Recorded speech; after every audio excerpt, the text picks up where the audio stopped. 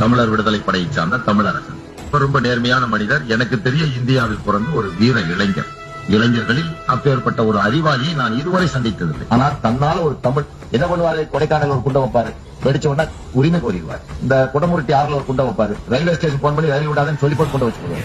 மக்களுக்கு உடனே உரிமை கோரி போஸ்ட் ஒட்டிடுவார். தமிழர் விடுதலை படைதான் இதை செய்ததுன்னு ஒட்டிடுவார். இல்லன்னா அப்போ தமிழரசன் சொன்னாரு, பாபா எனக்கு ஒரு 1/4 கிலோ ஜலத்தின் இருந்தா ஹேமாவதி அணையில போய் நான் 1.5 வருஷம் வேலை செஞ்சேன். அங்க மேல தமிழரசன் போய் வேலை செஞ்சார். அப்போ அந்த டேமனோட கன்ஸ்ட்ரக்ஷன், அதனுடைய அடித்தளம் எல்லாம் பார்த்துட்டு ஒரு 1/4 கிலோ 3ஆ பிரிச்சு 3 இடத்துல வச்சு கொளுத்தி விட்டாருன்னா டேம் குழந்துருச்சுன்னா அந்த தண்ணி காவேரியில வந்துச்சுன்னா 23 லட்சம் ஹெக்டர்கள் இன்று வறண்டு காலை போல் இருக்காரு.